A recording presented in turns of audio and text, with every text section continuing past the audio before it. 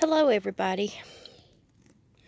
Well, I just uploaded the first 3 videos that I've done in a very long time on herbs, the wild herbs, the wild edibles.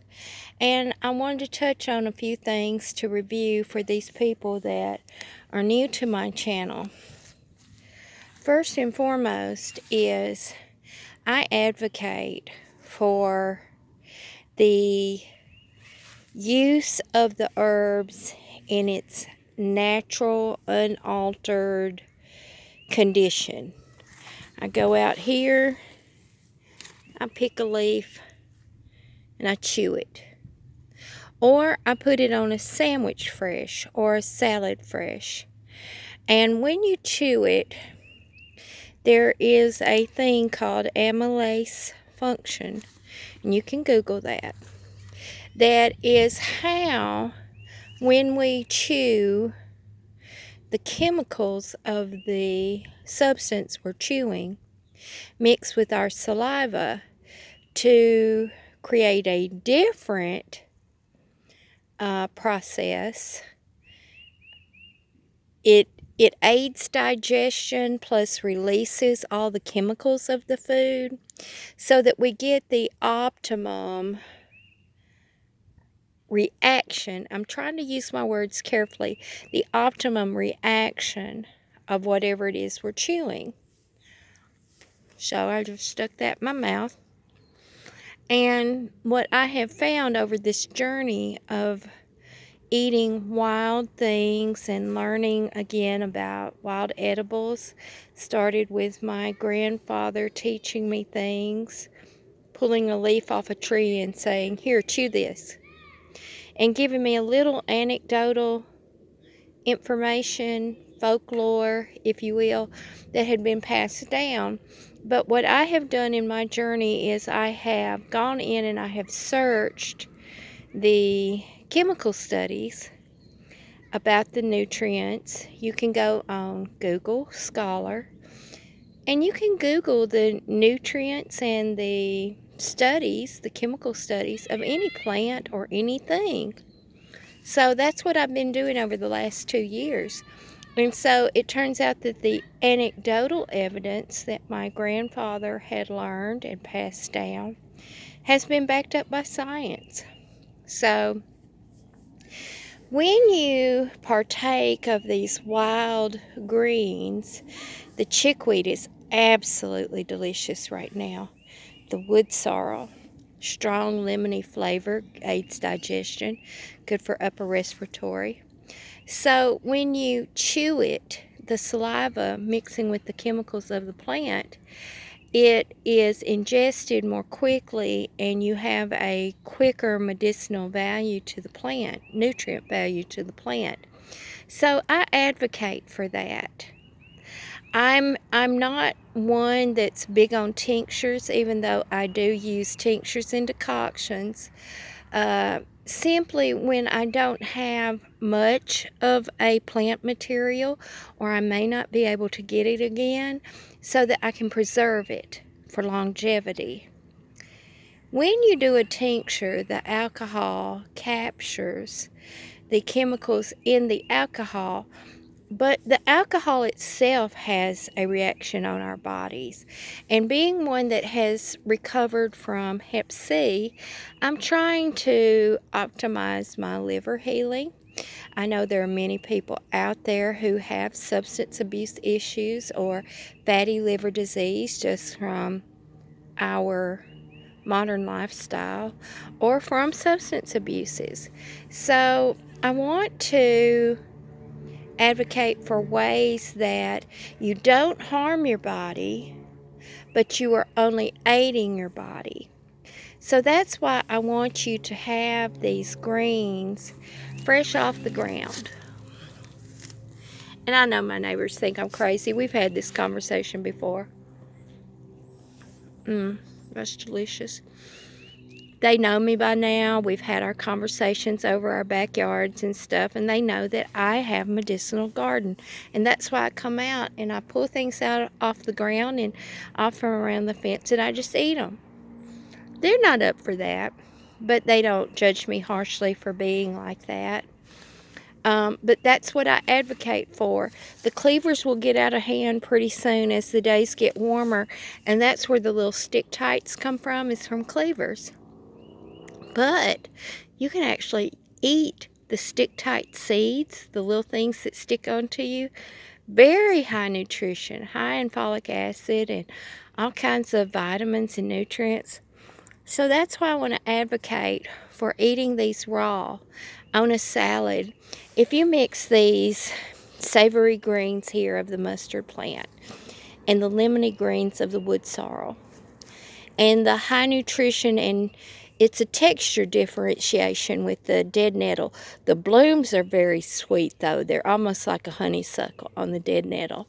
And then the cleavers have a nice bite to them. It's not bitter. It's a nice savory bite to them. And then you add in your wild lettuces and your woolly lamb's ear and your dandelion greens.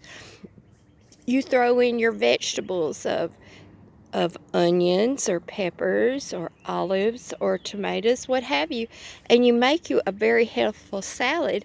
Well, that's also going to promote healing because of the vitamin and nutrient composition of the plant. These things are for healing. This is why God provided them for us. As I've told you with the wild lettuce, there is antispasmodics, antiviral, antibacterial, anti-inflammatory, antithymitic. These things in these natural wild plants are the things that you would go to a doctor and get a prescription for, that because it's a man-made chemical does not have all the healing. Sometimes has some very vicious side effects. So optimally, you're going to eat this. Now, while it's in a high growing season like it is right now, or when the plant is at a particular stage that you like, I don't like the dead nettles. Once they get a little larger, they're kind of leathery and a little bitter aftertaste I don't care for, and so too with the cleavers. Now, wood sorrel always is fresh and a very nice lemony flavor. So what I do is I come out here and I pull them.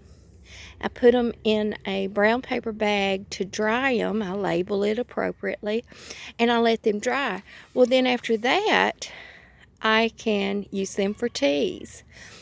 You can still sprinkle them on wraps or sandwiches or salads or in soups, and you still get the nutritional value. So what I want you to do and encourage you to do is, right now while we've got a good spring harvest and these things are high in nutrients, very nutritionally dense. And when I say nutrition, I mean all the chemicals. These are healing chemicals as well. If you go on Google Scholar and you type in any of these plants, you can look at studies that list their nutrient and chemical values, and it tells you most of these things are antibacterial. Most of them are antiviral, anti-inflammatory. So if you mix these things in with your regular diet, even if you have a horrible, unhealthy diet, they're going to benefit you. Oh, our little violets. Our little violets. The violet blooms have a peppery taste, which are delicious on salads. But to make a violet tincture cough syrup, it's very good for thinning the mucus and coughing it up. So again, we have these things that are growing when we need the remedies that they yield. So I did want to touch on that, preserving your wild plants, but also enjoying them while they're in their bounty of growing right now. I've got yellow dock right here. Yellow dock is one of those. When the seed heads come up, you can make bread from the seed heads. My little neighbor kids come through the yard and they litter, but I don't fuss at them. They're kids. But again, like with the woolly lambs here, they have a bloom on it that is really delicious in teas. It's a flowery flavor. It's very nice to ingest. Got cleaver right here. And this is a young hedge bush. It's I just lost the name of it, but it's one that yields a lot of healing as well. So I just want to encourage y'all to, when you have these things growing, right now when it's very good temperature and dampness and moisture, the daylight, the length of the daylight, this is an optimum time to pick your plants and start drying them so that you can keep them to add in teas and remedies throughout the year. So there's me another little video. I made up for being absent so long, I hope. But there's you some things to consider in drying and preserving your wild greens for a healthier, more nutritious life. Until next time, God bless you.